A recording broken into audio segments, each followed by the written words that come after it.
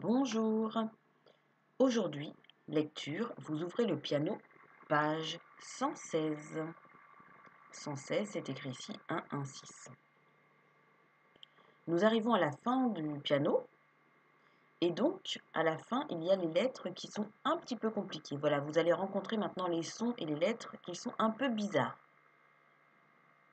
Donc je vais vous expliquer pour aujourd'hui.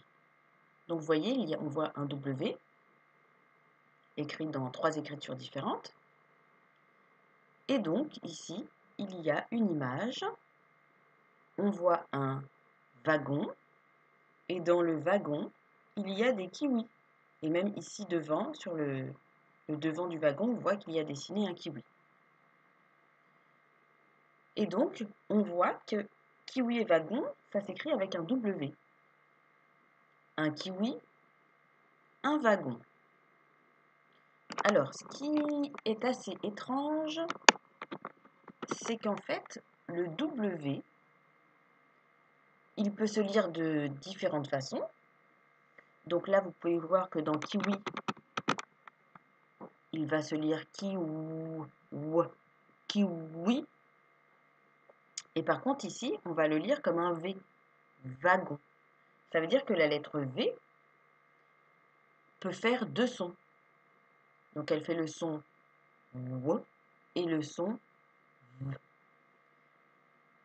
En français, vous allez retrouver très très peu de mots qui contiennent un W.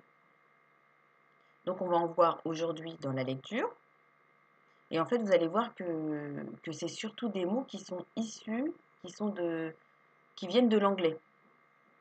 Et en anglais, ils vont faire un W pour le W. Et nous, on aurait plus tendance à faire un V. Donc on va rencontrer plein de mots en anglais, parce qu'en fait, en français, on utilise très très peu le W. Il y a très peu de mots avec un W.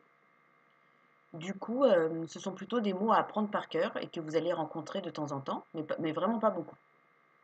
C'est parti, on découvre. Alors là, on vous dit j'observe. Donc ça veut dire vous regardez. Le W, à chaque fois, voilà, il va se dire de la manière suivante. Donc là, vous avez W. Regardez, le W est à côté d'un I. Donc tout à l'heure, je vous disais que le W faisait wo, wo. Donc là, à côté d'un I, ça fait oui, oui. Un kiwi et non un kiwi. D'accord?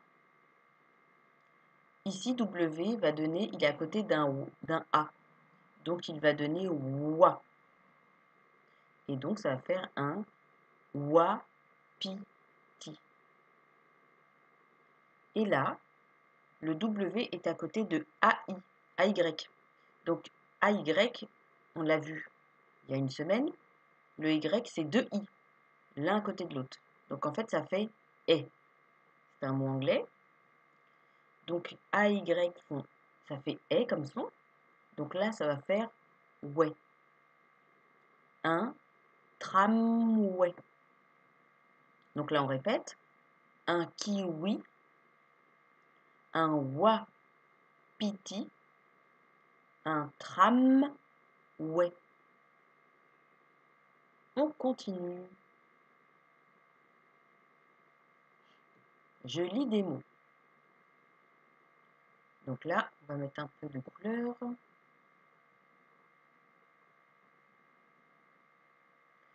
Donc là, tout ça, ces mots, je regarde, ce sont des mots qui sont issus de l'anglais.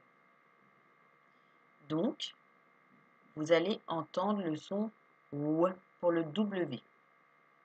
On y va. Un sandwich. Ça fait wish, wish.